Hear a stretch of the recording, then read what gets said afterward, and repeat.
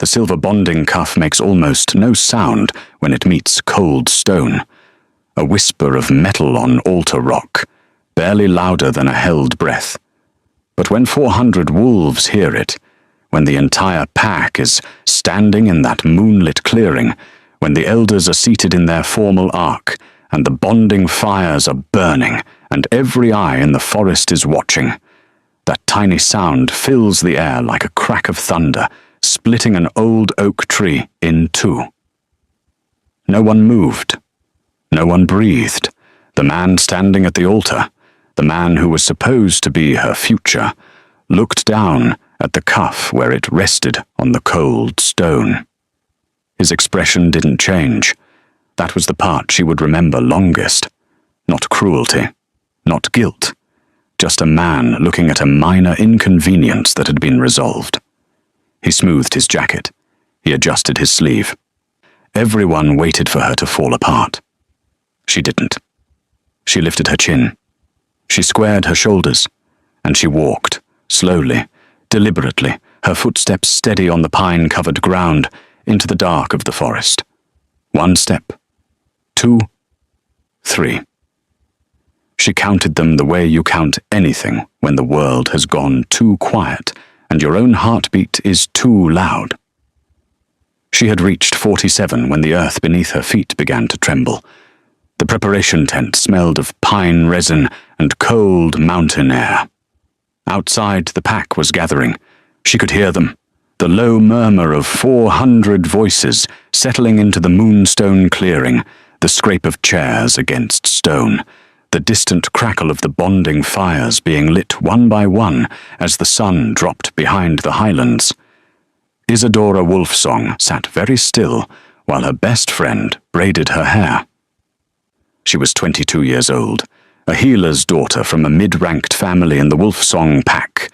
Not powerful, not wealthy, not particularly remarkable in any way the pack council would notice. But she was steady. She had always been steady. Her mother used to say that Isadora was the kind of person who could stand in a river and never be moved by the current.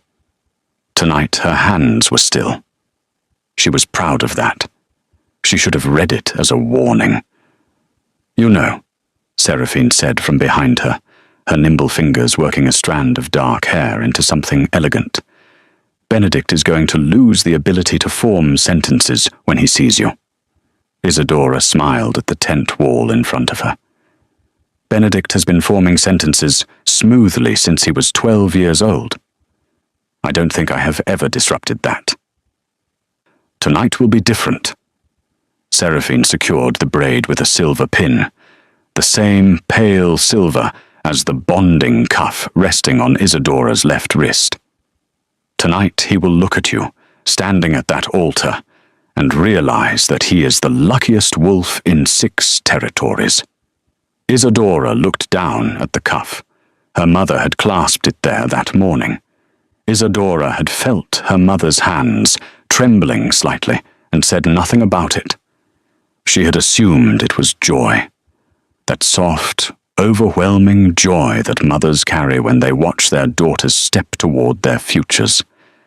She understood now that it might have been something else.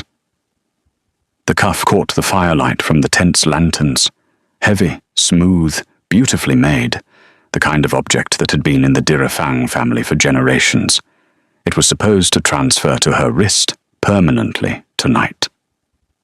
A binding, a promise, a declaration to the entire pack that she and Benedict Direfang were joined in the eyes of the moon and the council. 3 years, she thought. 3 years of a steady, careful, trusted partnership. Not a passionate love.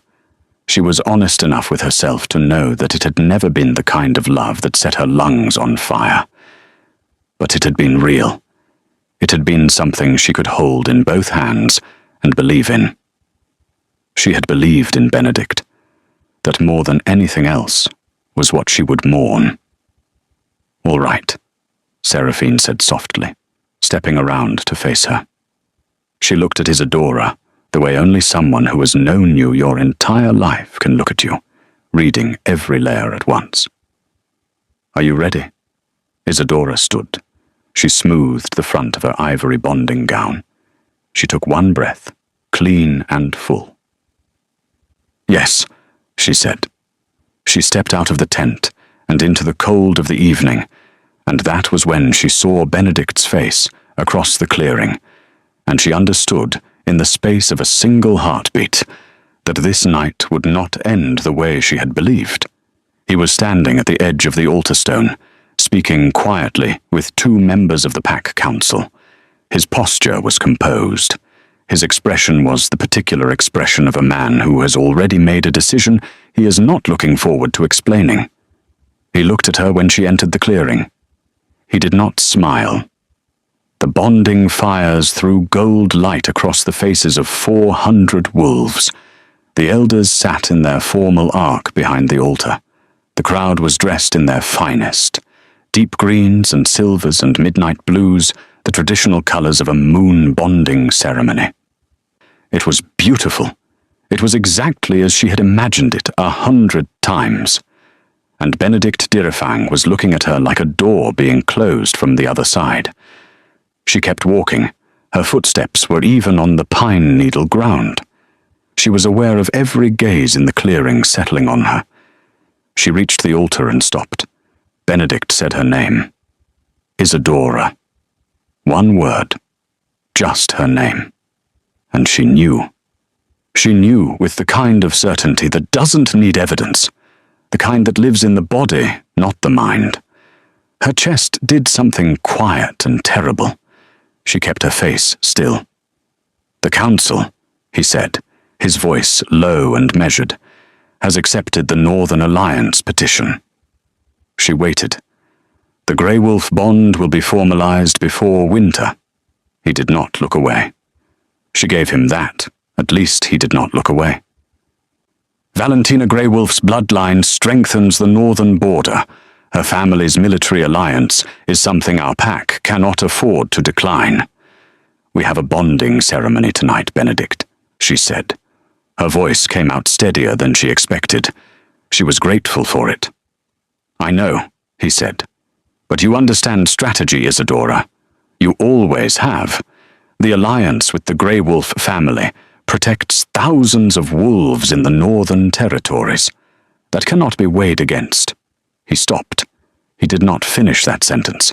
He did not need to. She turned her head slowly and found the woman standing 3 steps behind Benedict, to the left. Valentina Grey Wolf, composed, immaculate, dressed in silver that caught the moonlight. She was beautiful in the way expensive things are beautiful, deliberately, precisely, without a single element out of place. Valentina looked at Isadora with something that was not triumph. It was almost sympathy. That was somehow harder to bear than triumph would have been. 400 wolves were watching. She could feel the weight of their attention like physical pressure against her skin. 400 people waiting to see what Isadora Wolfsong would do when the man at her altar chose a border treaty over a bonding cuff. She looked down at the cuff on her wrist. She did not throw it. She did not hand it back to him. She walked to the altar stone, 3 steps, slow and deliberate, and she set the cuff down herself. The sound it made was almost nothing, a whisper of silver on cold rock. In the silence of the clearing, it echoed like a verdict. You are right, she said. Her voice was so steady, it frightened her. I do understand strategy, and I understand that you have made yours very clear. Benedict's jaw tightened. Isadora, the council will be told this was a mutual. You will tell them whatever you like, she said, quietly. I will tell them the truth, that the beta heir of Silverstone weighed me against a border treaty and found me wanting. She looked at him, really looked at him, one last time, memorizing the face of a man she had trusted and would never trust again. Keep your version of this. I do not want it. She turned. She did not run. Her footsteps were measured on the pine-covered ground. She was aware of the crowd parting before her like water. She was aware of the absolute, ringing silence that followed in her wake. She passed the bonding fires. She passed the elder council. She passed Seraphine, who reached for her arm with a face twisted by the effort of not crying. Isadora shook her head. Not now, not here, and kept walking. She passed the last ring of standing wolves. She reached the tree line. The dark of the forest opened before her, cool and deep and quiet. She walked into it. The pack let her go. Behind her, she could still hear the distant murmur beginning to rise. 400 voices, finding their voices again, all at once, the sound of shock turning into conversation. She did not listen to the words. She kept her eyes on the dark path between the trees. She had promised herself she would not cry until she could no longer hear them. She counted her steps. 1, 2, 3. She had reached 47 when the earth beneath her feet began to tremble. She stopped. It was not thunder. The sky above the pine canopy was clear, scattered with cold stars. It was not a rival pack's approach. The trembling was too rhythmic, too deliberate, moving in formation, the way disciplined wolves move. She pressed her back against the nearest pine trunk. It was dark out here beyond the tree line, the bonding fires reduced to a distant amber glow between the branches. The trembling grew louder, the sound of heavy paws on frozen ground, coordinated, purposeful. Then they appeared. 4 black wolves, enormous, each one larger than any she had seen in the Wolfsong pack, emerged from the trees to the north. They moved in a diamond formation, scanning left and right with the practiced attention of trained guards. They were not hunting. They were clearing a path. They stopped. All 4 of them, at once, without a signal she could see. And then a 5th figure stepped through the tree line, on 2 feet. A man. Tall, broad-shouldered, in a long dark coat with the collar turned against the rain that had begun to fall while she was watching. Dark hair dampened at the temples. He moved through the trees the way a man moves when he has never once needed to prove what he is, like the forest already understood and had arranged itself accordingly. He was looking directly at her. On his left hand was a ring she recognized from pack law scrolls and history lessons she had studied in school but had never once expected to see in person.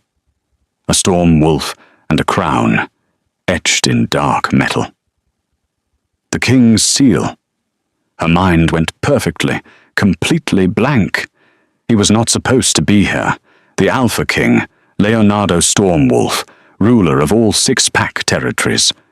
A man so powerful that lesser wolves lowered their eyes in his presence, and so reclusive that most packs had seen only his crest on official decrees, was standing 30 feet away in a dark forest outside the Silverstone pack grounds, looking at her.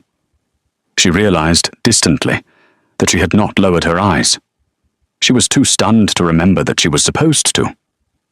"Isadora Wolfsong," he said. His voice was low, not gentle exactly, but not unkind. Certain. The voice of a man who has never had to raise it to be heard. It moved through the air between them with a weight that had nothing to do with volume. "You are walking alone in the dark," he said. "You are soaking wet, and you have come from the Silverstone bonding grounds." He paused. Did he do it? She stared at him. "Did he do it?" he said again, simply. "How?" she said, her voice coming out quieter than she intended. "Could you possibly know anything about tonight?" The Alpha King looked at her for a long, still moment. "Because," he said, "I made it happen." The rain fell steadily through the pine canopy. He had moved closer, not threateningly, but with the calm efficiency of a man who disliked unnecessary distance. His broad frame blocked some of the rain from reaching her. She noticed this. She did not acknowledge it. "You made it happen," she repeated. Her voice was very careful. The kind of careful that happens when you are keeping something large and dangerous very still inside your chest. Benedict Direfang submitted a petition to my council 2 days ago, he said. He requested royal endorsement of the Grey Wolf military alliance. Without that endorsement, the Grey Wolf family's support would be withdrawn.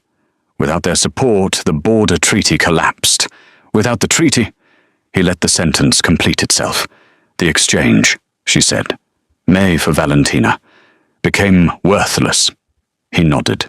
Yes, you denied the petition. I reviewed it, and I denied it. Deliberately. The rain hissed through the trees. Somewhere behind them, deep in the forest, one of his wolf guards shifted its weight. She heard it without looking. You knew he would break the engagement, she said. I knew he would reveal himself, he said. There is a difference. That distinction does not make me feel better. It was not meant to. A pause. It was meant to be honest. She looked at this man, this stranger, this impossibility standing in a dark forest in the rain with a king's ring on his scarred hand, and felt something move through her that was not quite anger and not quite grief. It was the particular feeling of discovering that the humiliation you had believed was your own private wound had, in fact, been witnessed and arranged by someone you had never met. You watched him, she said quietly. You watched Benedict Direfang for how long? 18 months, and you decided. When? When did you decide to? When I understood what kind of man he was, he said, and when I understood what kind of woman you are. She went still. He continued, his voice unchanged, unhurried. 2 years ago, there was a peace summit in the Eastern Territories. You attended as a delegate from the Wolf Song Pack. She remembered it. A minor posting.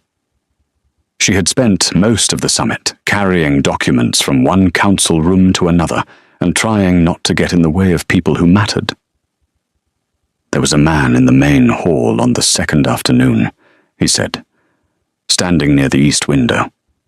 He had an old shoulder wound that was causing him pain, visible in the way he held himself, the way he kept reaching unconsciously toward his right side. You noticed it. She had noticed. A man who seemed tired and sore, holding himself carefully. She had not paid attention to who he was, only to the fact that he was clearly uncomfortable. You walked across the hall, he said, and you asked him, quietly, without making a scene of it, whether he would like you to find a healer. She had done that. She remembered it now. The man had looked at her with a slightly startled expression, said he was fine, thanked her for asking. She had nodded and gone back to her documents. She had not looked twice at the crest on his hand. That was you, she said. That was me. A long silence. You had never flattered me, he said. You had not approached me to be seen near me. You had not even looked particularly impressed. You simply saw someone in pain, and you responded to it.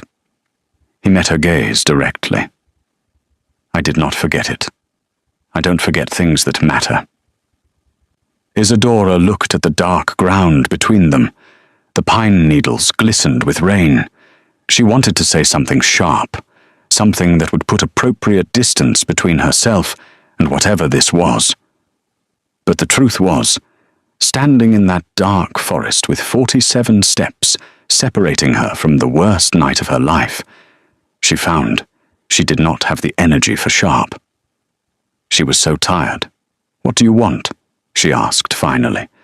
The Alpha King reached into the interior pocket of his coat and withdrew a single folded document.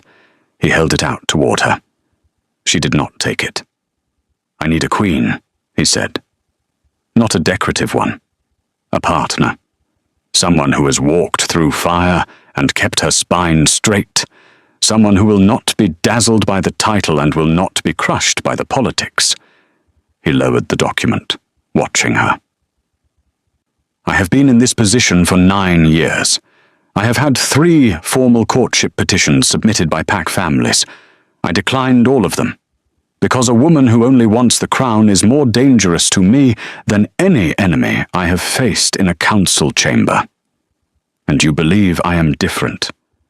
I believe you just set a silver bonding cuff on a cold altar in front of 400 wolves, and walked away without weeping or shifting or begging, and that the most remarkable part was that you looked like someone who had made a choice, not someone who had been destroyed. He paused. Yes, I believe you are different. She looked at the document in his hand. What are the terms? He unfolded it and spoke plainly. Her father's Pack debts. She felt her jaw tighten at the knowledge that he knew about those, cleared within 30 days. Her family's standing restored, her own household allowance, her own voice in his keep's decisions, her own authority in every room she entered. And one clause, written in clear language at the bottom. If after 3 years she found the arrangement unlivable, the bond would remain on paper, but they would live separately. She would keep everything. She took the document. She read it. All of it. Slowly. In the rain. Then she looked up. You are offering me a contract, she said. I am offering you a weapon, he said. What you do with it is your choice. She looked at his hand, the king's seal ring on his scarred fingers. She thought of Benedict's polished cufflinks. She thought of the silver cuff sitting alone on a cold altar stone. She took his hand. His grip was warm, firm, the grip of someone who has held things that mattered. I have one condition, she said. Name it. I will not be silent. If I am to be queen, I will have a voice in every room I enter. Not a decorative voice, a real one. Something moved at the edge of his expression. Not quite a smile, but the shape where a smile might live in a man who did not often allow them. Isadora, he said, if you were silent, you would be useless to me. She held his gaze for one more moment. Then she nodded, once. The forest around them was dark and wet and cold, and somewhere in the moonstone clearing behind them, 400 wolves were telling each other the story of what Isadora Wolfsong had done, and getting most of it wrong. She let them. She had other things to think about now. 3 weeks. That was how long it had been between the night in the forest and the harvest moon gathering. 3 weeks that had moved at 2 different speeds simultaneously, the days rushing forward in a storm of preparation, and the nights moving slowly, quietly, while she lay awake in an unfamiliar room in Wolfcrest Keep, and tried to understand what she had agreed to. The keep belonged to Leonardo's aunt, Cordelia Wolfcrest. Cordelia was a woman in her 60s who had outlasted 4 pack wars, 3 political scandals, and 2 husbands, and showed no signs of slowing down on any front. When the story of the Moonstone clearing had been relayed to her, Isadora still did not know how quickly news travelled in these circles. Cordelia had said exactly 6 words. Bring her to me immediately. Now. They had gotten along almost instantly, which surprised Isadora, and seemed to surprise no one else. You are not nervous, Cordelia said. Standing behind Isadora in the tall dressing mirror of the keep's preparation chamber. It was not a question. I am nervous, Isadora said. You are not showing it. That is deliberate. Cordelia's mouth curved. She adjusted something at the back of the gown. A deep forest green velvet, the colour of old pines and still water, the kind of colour that announced a presence rather than seeking attention. Around Isadora's throat rested a pendant that Cordelia had retrieved from the keep's locked case that morning. Milky blue, heavy, ancient. The Storm Wolf Moonstone. Cordelia had set it against Isadora's collarbone and stood back to look at her, with an expression that was difficult to read. That piece, Cordelia said, has not been seen in public since Leonardo's mother wore it.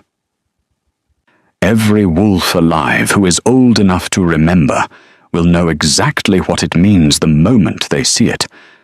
What does it mean? That you are not a political arrangement.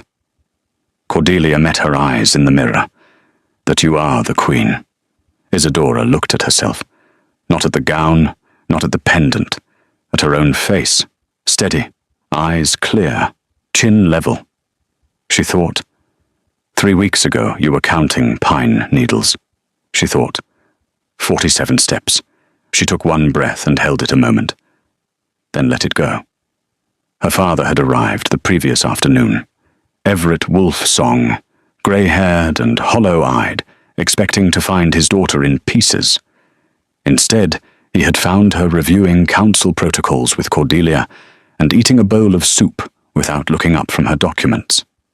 He had stood in the doorway for a long moment, not speaking. She had looked up at him. She had seen the shape of his shame, the particular way a parent holds themselves when they believe they have failed their child, and she had simply stood and crossed the room and held him. "It's all right," she had said. "Isadora, it is all right, father." 2 hours later, he had left with his pack's debts cleared, and his shoulders, for the first time in years, unknotted. He had looked back at her from the gate with an expression that was not quite gratitude, and not quite amazement. She had waved him off and gone back to her documents. Seraphine had arrived the evening before the gathering, smuggled in by Cordelia via a back entrance, and had cried the first time she saw Isadora in the moonstone gown. Not sad tears. The other kind. "Stop," Isadora had said. "I'm not doing anything," Seraphine managed, wiping her face. "You are absolutely doing something, and I need you to stop." Seraphine had laughed through whatever she was feeling, and Isadora had let herself smile, genuinely, for the first time in 3 weeks. Now in the mirror, Cordelia finished the final adjustment and stepped back. "Ready," she said. "Ready," Isadora agreed. The Harvest Moon gathering was held in the great stone amphitheatre, carved into the mountainside at the centre of the pack territories. Open air, torchlit, ringed with ancient standing stones. Hundreds of wolves from every major pack filled the tiered seats and the floor below. The smell of wood smoke and pine and cold mountain air. The sound of 100 conversations layered over each other like music. Benedict had been telling a version of events for 3 weeks, a mutual parting, incompatible futures. He wished her well. The pack had heard it and mostly accepted it. Isadora had been invisible since that night, and invisible women in pack culture were assumed to be mourning quietly somewhere.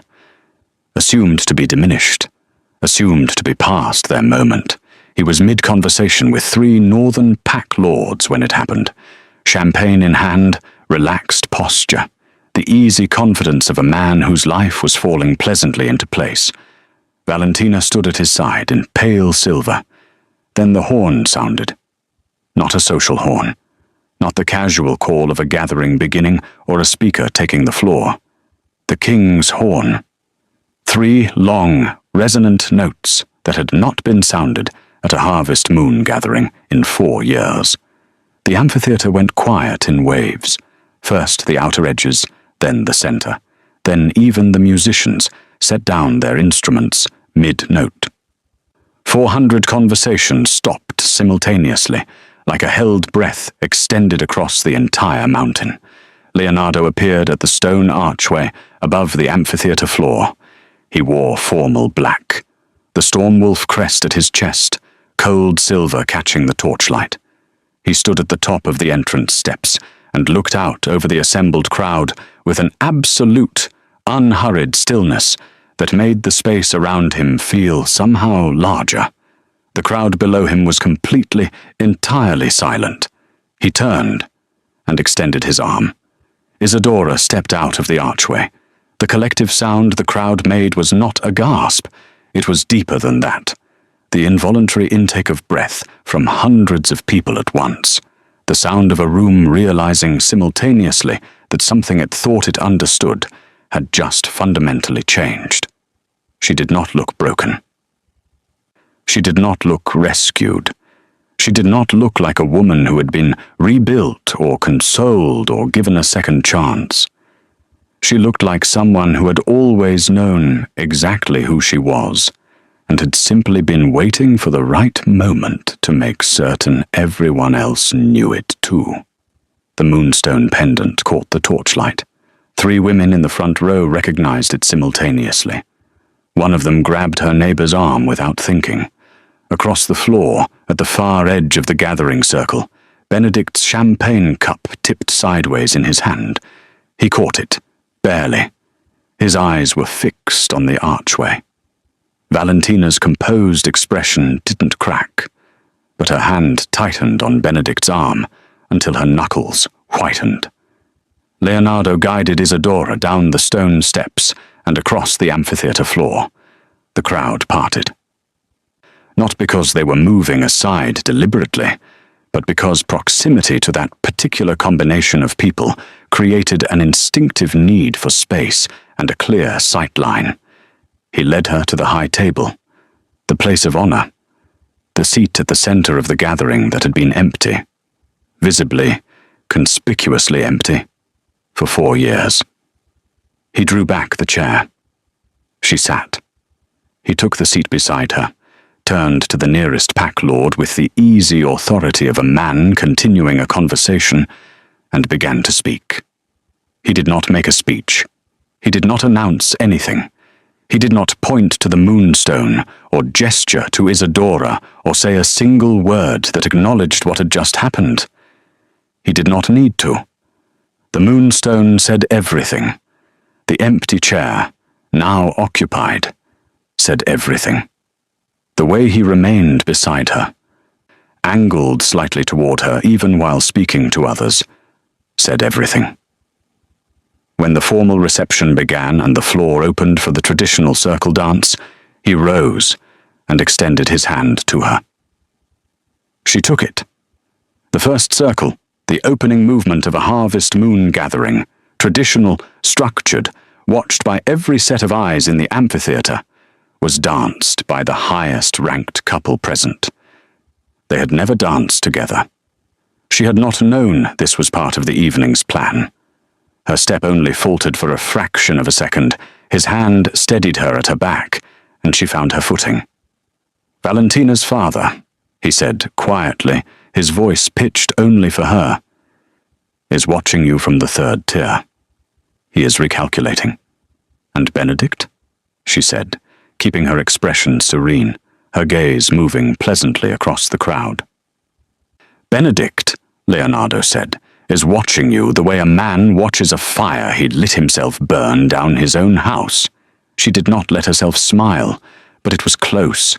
They made 2 passes around the floor. On the 3rd, Benedict stepped forward from the edge of the crowd. Not aggressive, desperate. The specific desperation of someone who has just watched 3 weeks of careful narrative control collapse in the space of a single entrance. "Isadora." His voice was strained at the edges. "What is the meaning of—" Leonardo stopped walking. He did not raise his voice. He did not turn fully toward Benedict. He simply stopped and spoke, quietly and completely. The way cold water is complete. "Beta Direfang," he said.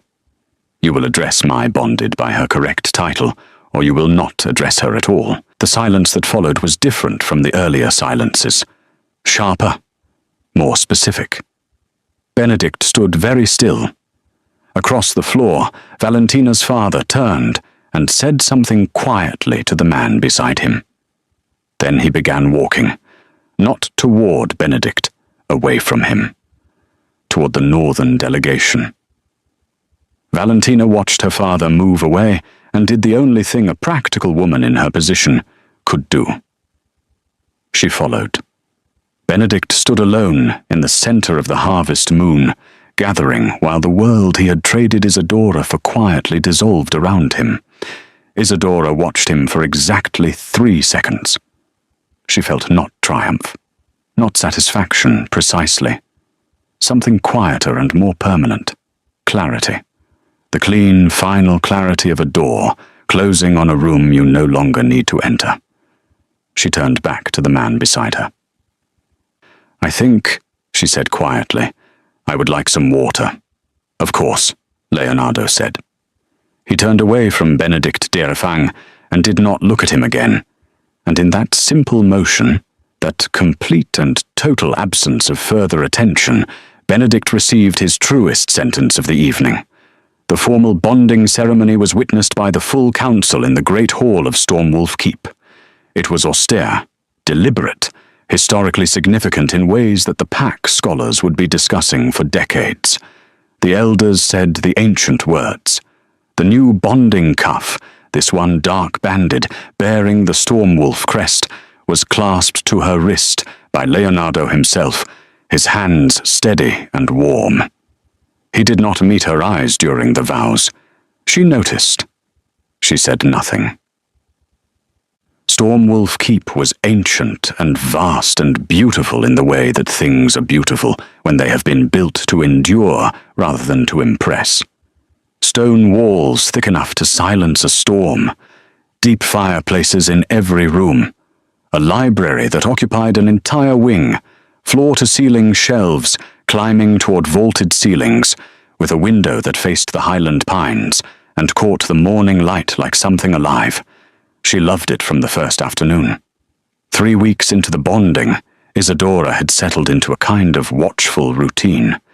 She reviewed the household accounts each morning. She spent her afternoons in the library. She appeared at the evening meal and ate without drama, and spoke when spoken to, and watched the man at the far end of the long dining table work through a stack of council correspondence while his soup went cold.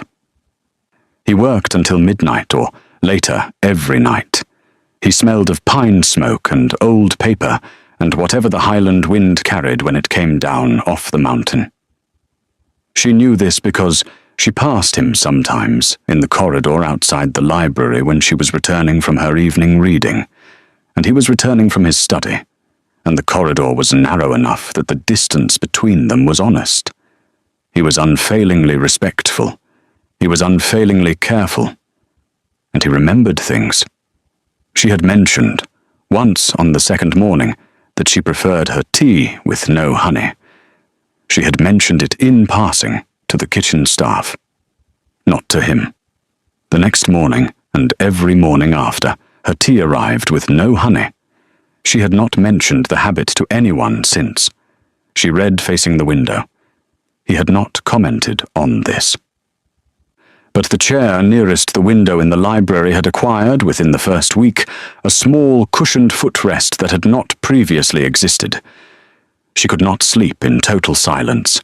A childhood thing, the memory of a house that had always been full of sound. The fire in her room's hearth was kept burning low through the night, even during the milder Highland evenings, when it was not strictly necessary for warmth. He said none of this aloud. He simply made sure these things happened. The quiet attention of someone who noticed without announcing it, who considered without performing it. She collected these observations the way you collect small, smooth stones, not knowing yet what you are building, only knowing that each one matters. Seraphine came to visit at the end of the second week and spent approximately 1 afternoon and 3 meals cataloguing evidence. "He refilled your water glass," Seraphine said, in the tone of someone presenting legal documentation. Seraphine. Twice, without being asked, people refill water glasses. He did it without looking away from you. Stop it. I am simply noting observable facts, Seraphine said serenely. As your closest friend, and the only person in this fortress who is being completely honest with you, Isadora opened her book. You are being theatrical. I am being accurate. Isadora kept her eyes on the page and said nothing, but she was not reading. Remington Wolfthorne had been Leonardo's secretary for 6 years. He was precise, quietly observant, and entirely professional.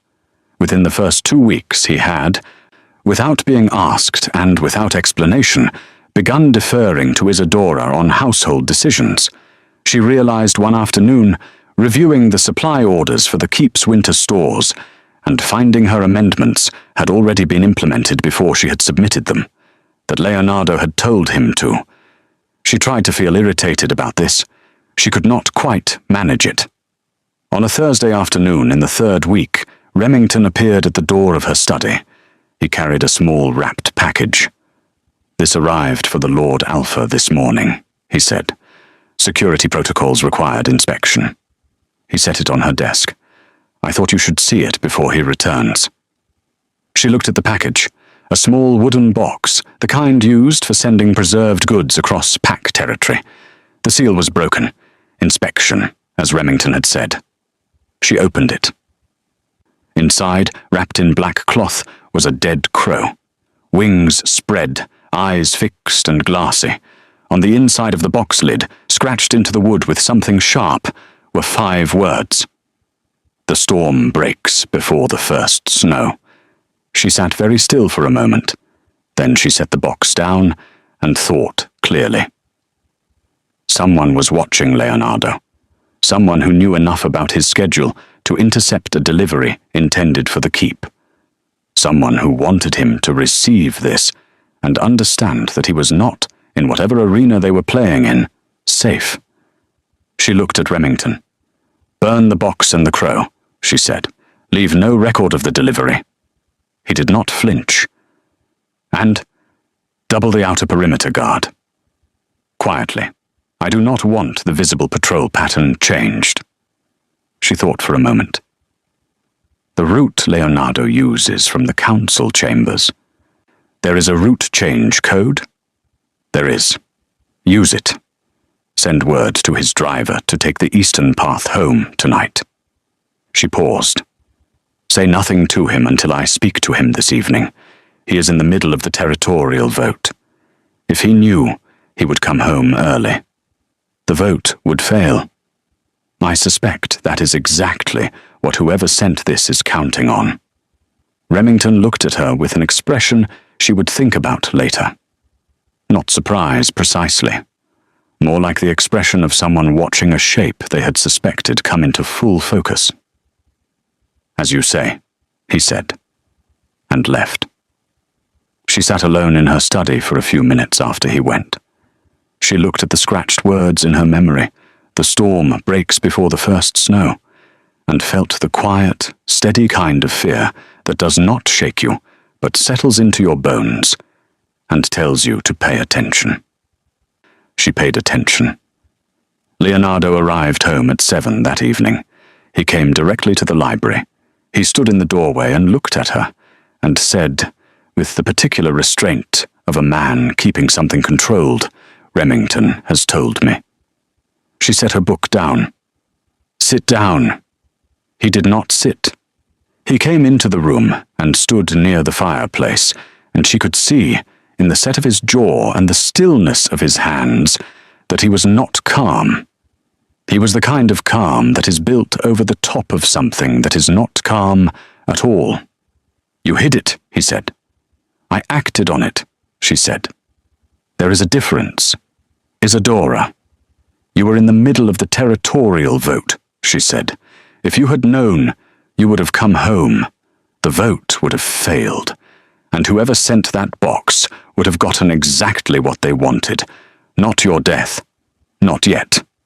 Just your attention, diverted at the exact wrong moment."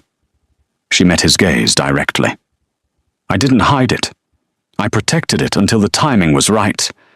He looked at her for a long, quiet moment. "You are protecting my interests," he said. "I am protecting my home," she said. "This is my home now. I intend to defend it." Something moved in the space behind his eyes, something that came and went quickly, like light across water. He turned away before she could read it fully. "Pack your things," he said, his voice returning to its usual measured certainty. "We leave for the northern stronghold at dawn. The city is too open. She nodded once. "I'll be ready." He left the room.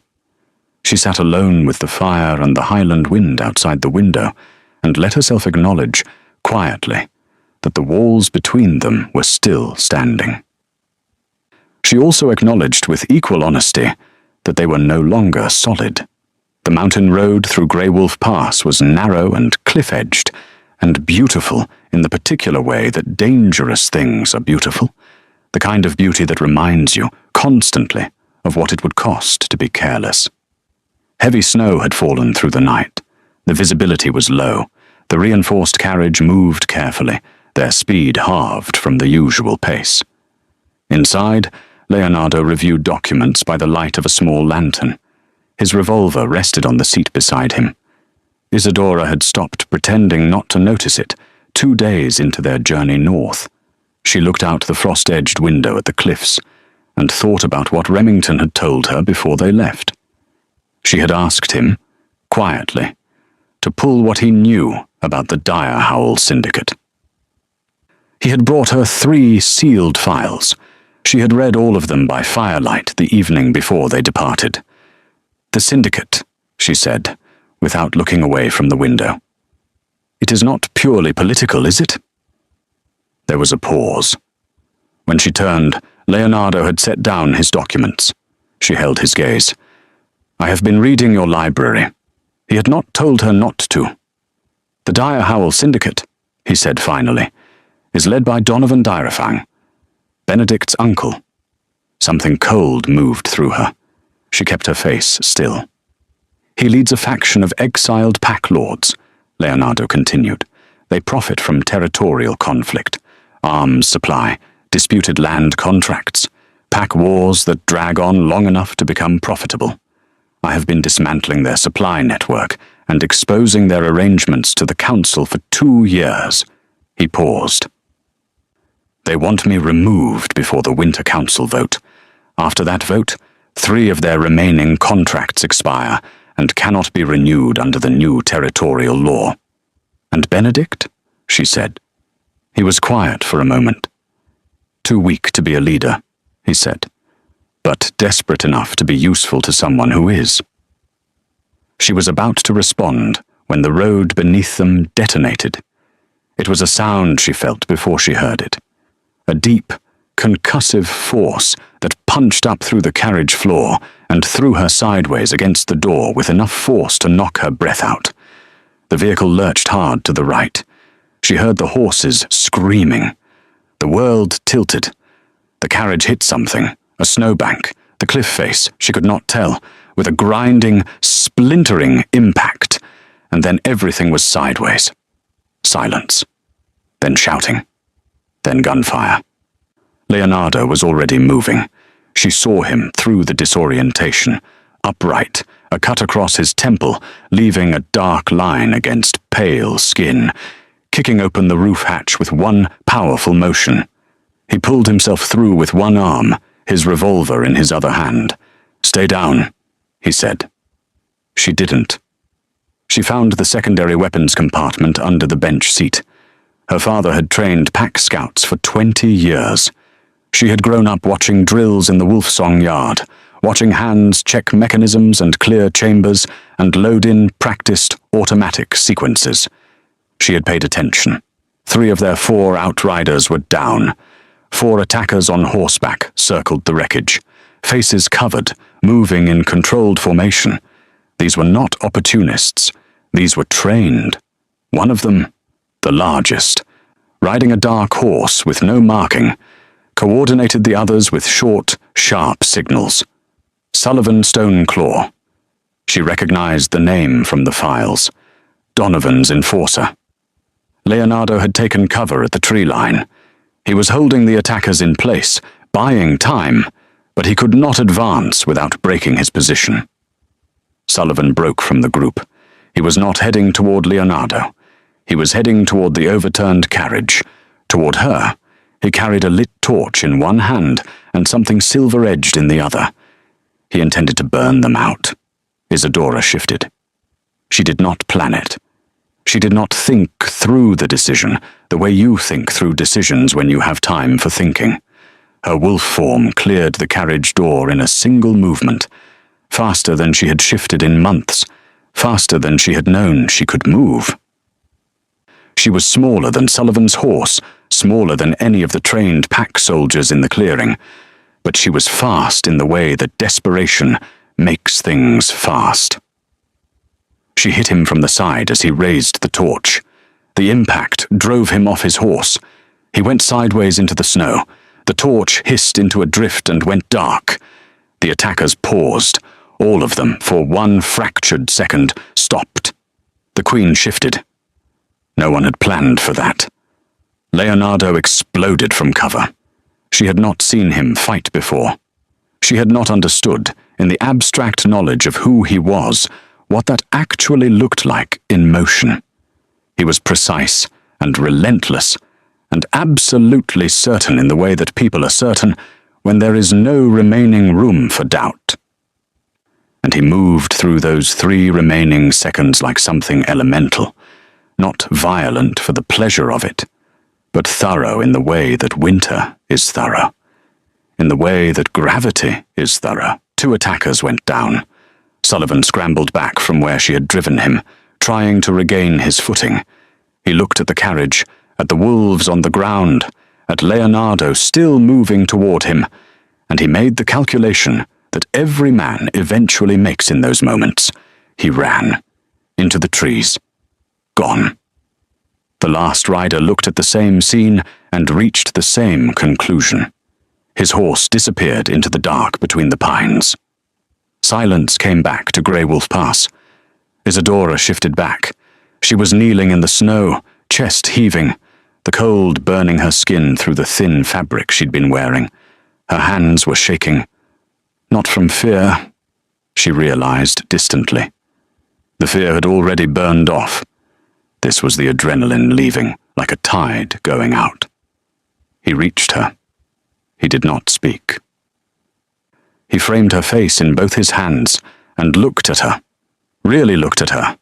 The way you look at something after you have almost lost it, and need to confirm with your own eyes that it is still there. His hands were not entirely steady. The Alpha King of 6 territories, the man who had sat across from a full council of pack lords and held the room with 3 quiet sentences. The man who had, by all accounts, been shaken by approximately nothing in the last 9 years, was trembling. She felt it beneath her jaw. She kept the knowledge of it very close, like a flame cupped against the wind. "You shifted," he said. His voice was rough at the edges. "He was going to burn you," she said simply. "Isadora, he was going to burn you," she said again. Not in argument, just in truth. There was nothing complicated about it. He looked at her. The snow fell around them, very quiet. His thumb moved, once, against her cheekbone. Not deliberate, she thought. Not planned. Then he kissed her. Not gently. Not diplomatically. Not the kind of kiss that happens between 2 people who are being careful with each other. It was the kind that happens when the architecture of something, carefully constructed, simply falls away, and only the truth underneath remains. It tasted of cold air, and blood and relief, the specific, overwhelming relief of surviving something that could have ended differently. When they finally broke apart, both of them breathing unevenly, she pressed her forehead against his. "The contract," she started. "Don't," he said quietly. "Not right now." She didn't. They stayed like that for a moment, forehead to forehead, the snow falling around them. Everything reduced to that small, specific warmth between them in the middle of all that cold. They made their way on foot through the snow toward the passkeeper's lodge, 1/2 mile down the mountain. He had given her his coat. She did not argue. She had learned, in the past weeks, when arguing was useful, and when it was simply using up energy she needed for other things. She said it while they were walking, quietly, without preamble.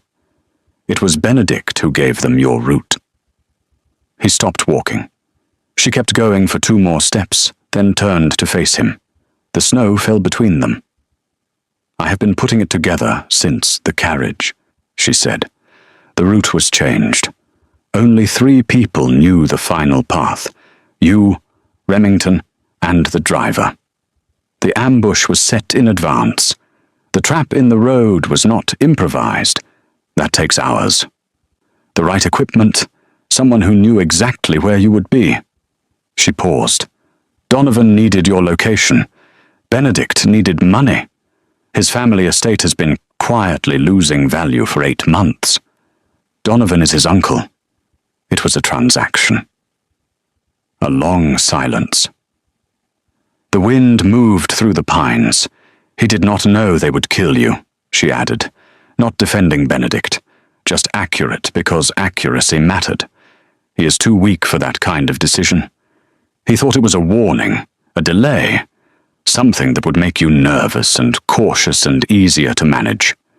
Weakness, Leonardo said, his jaw tight, is more dangerous than malice. He looked at the dark tree line where Sullivan had disappeared. A malicious man has a code.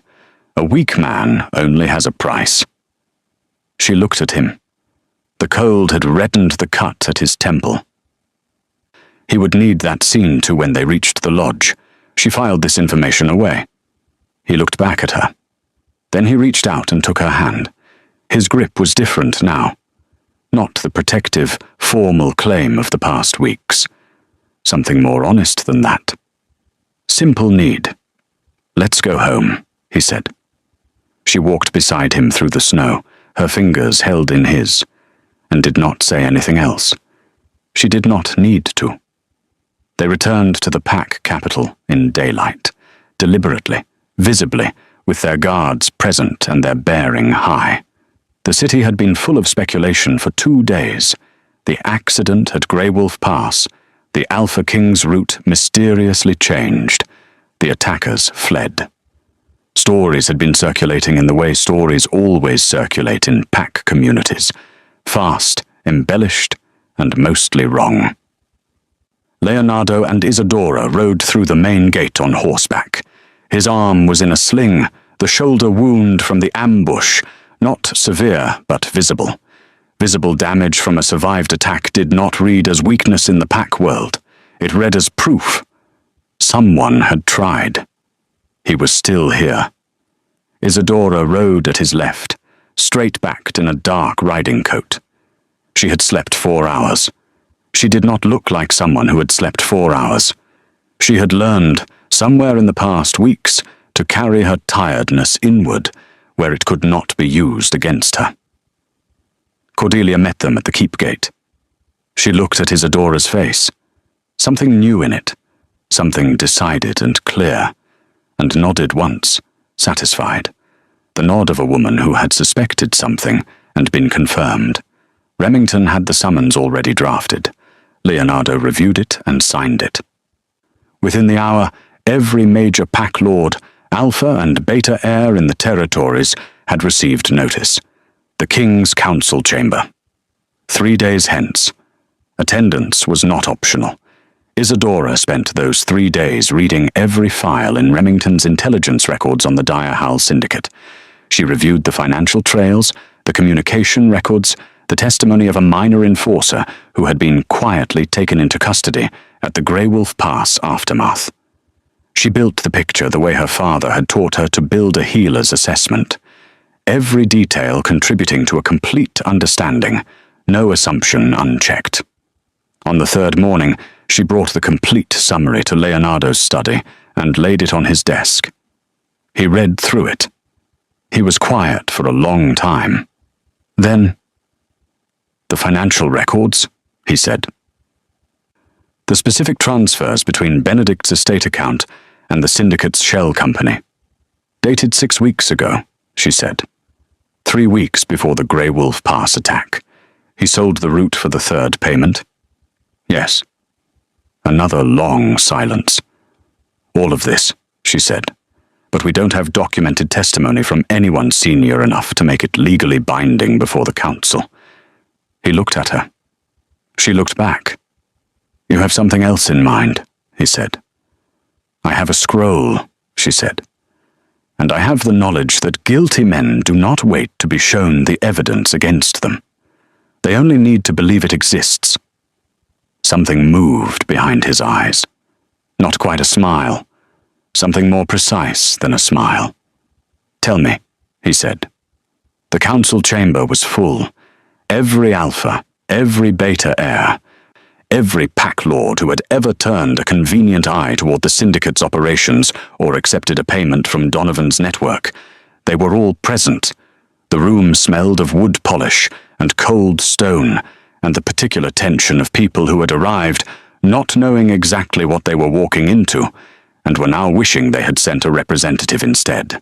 Donovan Direfang sat mid-table, flanked by two allies. He was a large man, with a face that had learned, over many years, to give away very little. He looked at the chamber around him with measured calm.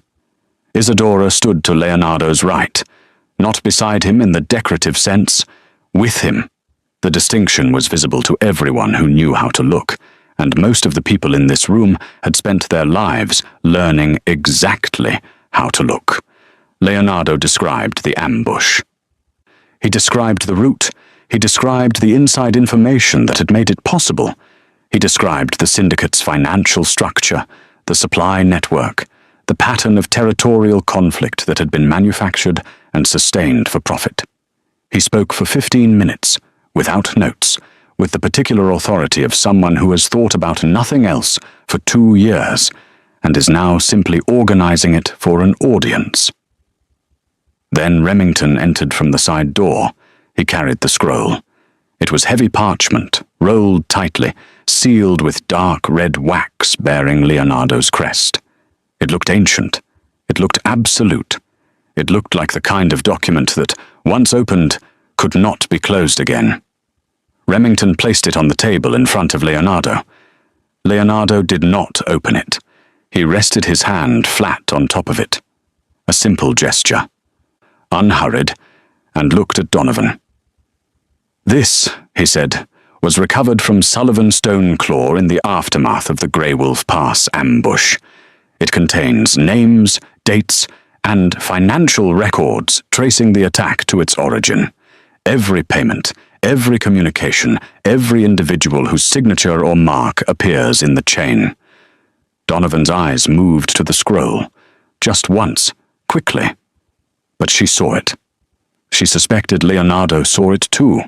"That," Donovan said, and his voice was still controlled, still measured, "is impossible. No written records were." He stopped. 1 beat. 2. The room was absolutely silent. "So you confirm," Leonardo said quietly, "that there were records to be concerned about?" The silence deepened. It happened in stages, the way structural things fail. Not all at once, but in sequence, each point of collapse triggering the next. Donovan's nearest ally shifted in his seat and looked at the wall instead of the table. That single, small act of avoidance was visible to everyone. The man beside him saw it and understood. He looked at his own hands. Donovan read the room. He had been reading rooms for 40 years. He understood what this one meant. "What are your terms?" he said. Leonardo did not smile. "There are no terms, only a sentence. Pack standing, stripped. Every territorial claim dissolved, every contract voided. He had 48 hours to arrange his affairs and cross the Wolfsbane border. He would not return." Donovan looked at the sealed scroll once more. He nodded. He had no choice, and more importantly, he knew he had no choice, and he knew that Leonardo knew he knew, and the whole architecture of that knowledge was the trap and the cage and the verdict all at once. His allies fell in line, each one confessing in turn, each one believing the scroll contained their name and their proof and their certain destruction. One by one, the guards removed them. The chamber cleared. Remington went to close the main doors. and then they brought in Benedict. He looked terrible. 6 weeks of watching his alliances dissolve from the outside, Valentina's father withdrawing, the Grey Wolf military deal collapsed, his own pack questioning his position, had worn away the surface of him, the polished and careful surface he had maintained for as long as Isadora had known him. What was underneath was smaller than she had expected. Greyer. He stood in the doorway and looked around the depleted chamber. His gaze found Isadora and stayed there. He tried the council first. He was practical enough to know that Leonardo would not be moved, so he addressed the remaining pack elders. He hadn't known the full extent. He had been misled. He had believed it was merely a political pressure tactic. He had never intended physical harm. His voice was controlled. His argument was organized. Then, when the elders' faces did not change, he turned to her. His voice dropped, broke just slightly, at one edge. "Isadora," he said, "please, for what we once were." "What we once were," she said, stepping forward from her place at Leonardo's right, her voice as even as still water, "was an agreement you broke. Do not mistake my silence for sentiment, Benedict." He was quiet. The remaining council watched. She walked to the center of the chamber. She did not look at Leonardo. She did not need to. She had his authorization, given quietly the night before when she had laid out what she intended, and he had listened, without interruption, until she finished. He had said simply, "Yes." "You will not be exiled," she said. "You will not be imprisoned. You will keep your title and your estate." She spoke clearly, so that every elder and every remaining lord in the room heard each word without having to strain for it. "You will attend every gathering for the rest of your life.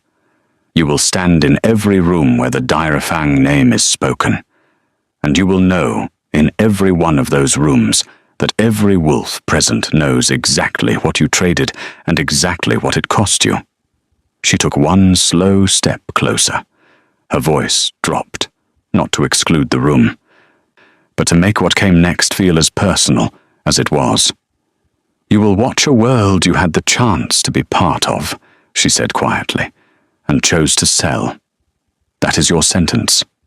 Not a cage, Benedict. A mirror." She held his gaze. "And you will never be able to look away from it." His face crumbled, not in weeping. He pulled himself back from that edge, but close enough that everyone in the room understood what the edge looked like and how close he was standing to it. The guards came. He went. The chamber doors closed. In the silence that followed, Isadora became aware of Leonardo looking at her. She turned to face him. "You were magnificent," he said quietly. She thought of the moonstone clearing, of the silver cuff on cold stone, of 47 steps in the dark. "I meant every word," she said. The library was quiet. It was always quiet at this hour. The fire burned low in the great hearth. The highland wind moved through the pines outside the tall windows, and the rest of the keep had settled into sleep. The council had been cleared. The allies had been escorted to their respective territorial borders. Remington had filed his final reports and gone to bed. It was just the two of them. Isadora sat in the window seat with a book open in her lap. She was not reading it. The words had stopped making sense 20 minutes ago, when Leonardo had come in from the study and taken his usual place at the work table and then, unusually, had sat without opening a single document. The fire crackled. Outside, snow had begun to fall on the highland pines again. Soft, windless, the kind of snow that accumulates without hurry. She looked up. "Was there anything on the scroll?" she asked. The silence stretched for a moment. "No," he said.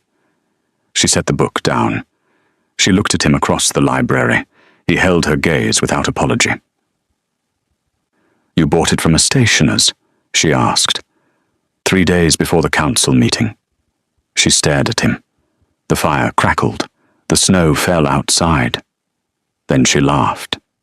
A real laugh, not polite, not careful, not the managed versions she had been producing in public for the past weeks.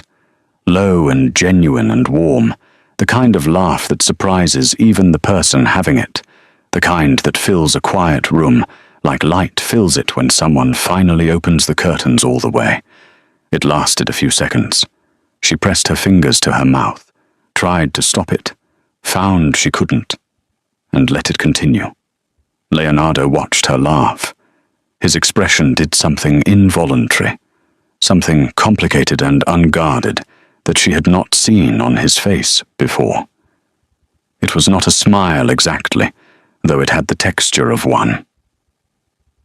It was more like the expression of someone who had not known until this precise moment how much they needed to hear that particular sound. She wiped her eyes, looked at him, found him already looking back. The laughter settled, the fire crackled, the snow fell. And then he said, "I did not build all of this to keep you safe." The room went still in a different way than it had been still before. His voice was quiet, not uncertain. His voice was never uncertain, but measured in the way that something carefully considered is measured. Like words being chosen, not for how they sound, but for whether they are true. "I have been telling myself that was what it was," he said. "Strategy, a practical arrangement, the most efficient solution to a political problem I had been circling for 2 years. He paused. I told myself that with enough consistency that I almost believed it. She did not speak. She was very still in the window seat, the unread book forgotten in her lap, the snow falling silent outside the glass. He reached across the space between them. He had moved from the work table without her tracking when, and tucked a loose strand of hair behind her ear. A small movement. Quiet. Entirely instinctive from the look of it, as if his hand had simply done what it wanted to do before the rest of him could weigh in on the decision. His hand stilled near her face. "The truth is," he said, slower now, like something being brought up from a long way down. "The thought of a world where you aren't in it became something I could not accept. I am not certain when that happened. I know it was before Grey Wolf Pass. I know it was before the harvest moon." He stopped. Then, "I think it may have happened the moment you placed that silver cuff on the altar and walked into the forest with your chin up, and I was standing 200 feet away thinking—" He stopped again. "Thinking what?" she asked. Her voice was barely above a breath. "That no one in that clearing deserved you," he said, "and that I was going to spend the rest of my life making sure you had a room large enough for everything you actually are." The fire popped softly. The snow fell. Isadora looked at this man, who had watched her from a distance for 2 years, and called it strategy, who had remembered a single moment of ordinary kindness and let it matter to him when he did not have to, who had stood in the snow at Grey Wolf Pass with his hands on her face and trembled when he was supposed to be invincible, who had faced an entire chamber of corrupt pack lords with a blank piece of paper and his own absolute certainty and won, and felt the last, careful, constructed wall inside her simply release. Not collapse, not crumble, simply release, the way something releases when it has been held long enough, and the reason for holding it is gone.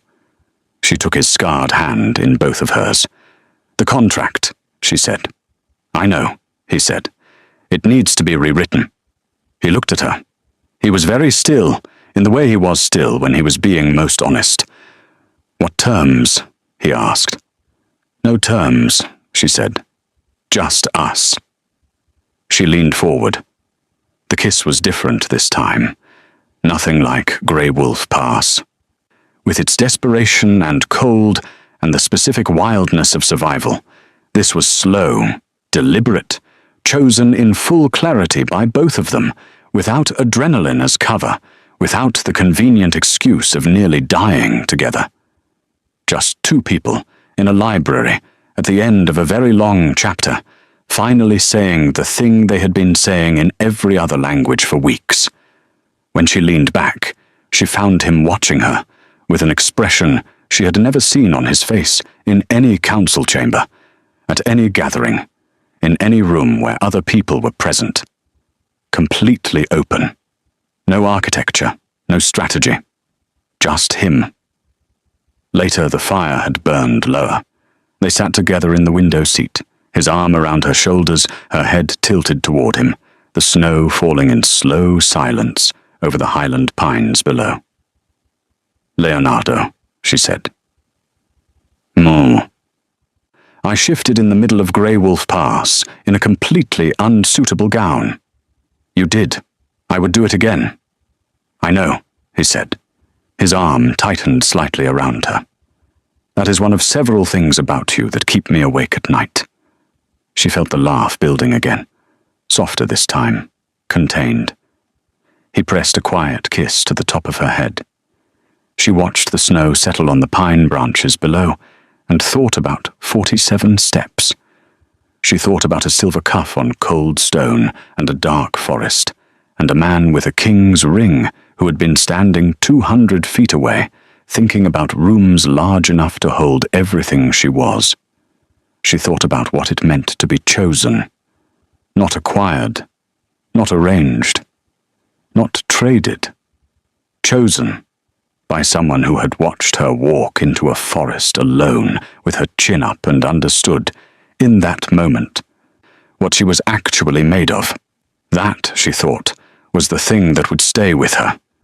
Not the harvest moon entrance, or the council chamber, or even the snow at Grey Wolf Pass.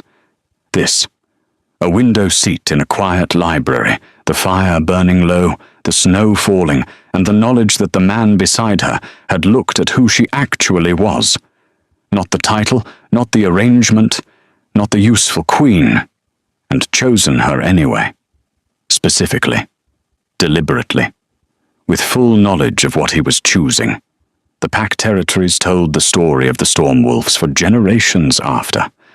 Not in the way stories are usually told about kings and queens, in the formal language of titles and battles and political victories, though there were plenty of those. They told it in smaller things. The way Leonardo Stormwolf always stood slightly angled toward his queen in every room, as if she were a fixed point he oriented himself by, something he hadn't known he was missing until it was simply there. The way Isadora walked into every council meeting like she owned the ground beneath her, which she did, because she had earned it, not with bloodline or beauty or the accident of birth, but with her spine and her silence and her willingness to fight for the people she claimed. The way she had arrived at the harvest moon in a moonstone pendant and simply walked across a floor and changed what was possible. The way she had shifted in the snow to save the man who had been watching her for 2 years from a distance and had never found the right words until the moment there were no more reasons to keep quiet. The way she had sentenced a room full of alpha lords with a blank scroll and a truth she had understood before any of them, that guilt is its own prison, and sometimes all you have to do is make a man believe the door is already locked. The way she had looked at a cold contract written in careful, practical language and rewritten it in the only language that had ever actually mattered. Benedict Derefang attended every gathering for the rest of his life, as promised. He was never forgotten.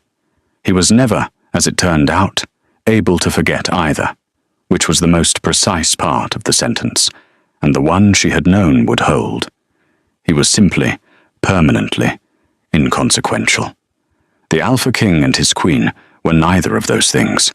They were the kind of people who entered rooms and changed them, not because they tried to, but because the trying was visible in everything they did, in the way they worked, in the way they stood beside each other, in the way they had looked at a forest, a contract, a blank scroll, and understood that the most powerful thing in any of those situations was not force or status or strategy.